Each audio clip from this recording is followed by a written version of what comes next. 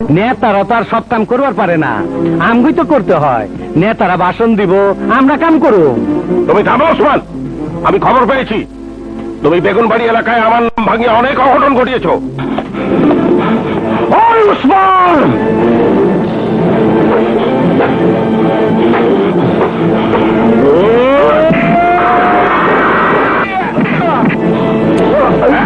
তুমি আর্মির লোক হয়ে আইন হাতে তুলে নিও না, ওকে ছেড়ে দাও, নাহলে আমি তোমাকে পুলিশে দেবো।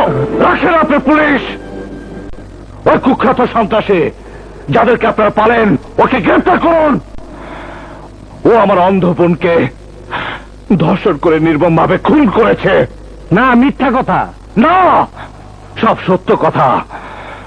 আমি নিজের চোখে দেখেছি আমার বোনকে ধর্ষণ করে ও মেরে ফেলেছে। ও যে মেরে ফেলেছে তার কোনো প্রমাণ আছে? আমি প্রমাণ। ওকে আমার হাতে তুলে দিন, আমি ওকে খুন করব। আমি একজন জননেতা হয়ে আমার সামনে আমার কর্মীকে খুন করার জন্য একজন খুনির হাতে তুলে দেব? স্টপ এর মাউথ। আপনাদের মতো নেতাদের জন্য আজ দেশের এই অবস্থা। আপনাদের মতো নেতার কারণে সমাজের এই অবস্থা। আপনাদের মতো নেতার কারণে আজ সাধারণ মানুষের দুর্দশা। আপনারাই এইসব কুখ্যাত সন্ত্রাসী টেররদের আশ্রয়দাতা। আপনারা ওদেরকে মদত দেন সব অপকর্ম করার। আপনারা ওদেরকে হাতে হিসেবে ব্যবহার করেন। সামনে কথা বলা আন্দোলন। আমার মুখ আপনি বন্ধ করতে বলছেন, হ্যাঁ? অথচ আপনার পাশে একজন খুনি দাঁড়িয়ে আছে, তাকে অ্যারেস্ট করতে বলছেন না? অ্যারেস্ট তো তোমাকেই করা হবে। Officer, sir, arrest him. আমাকে অ্যারেস্ট করতে বলে আপনার দেশে মানুষের সাথে বিশ্বাসঘাতকতা করলেন। Stop, stop, don't talk. অনেক বলেছো তুমি, আর একটা কথা বলবে না। অফিসার, ওকে নিয়ে যাও। ওই জনাব কাজী হায়াত, আজ আমাকে পুলিশের হাতে তুলে দিয়ে প্রমাণ করলেন আপনি জনগণের শত্রু।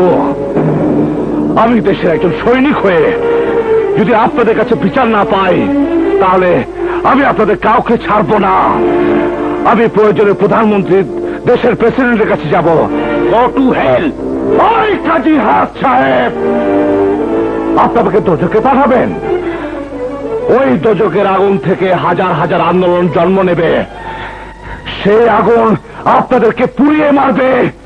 সেই আগুন আপনাদেরকে পুড়িয়ে মারবে।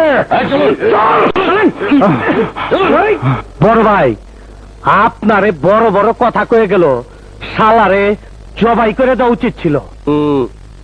বুদ্ধি দিয়ে কাজ করো।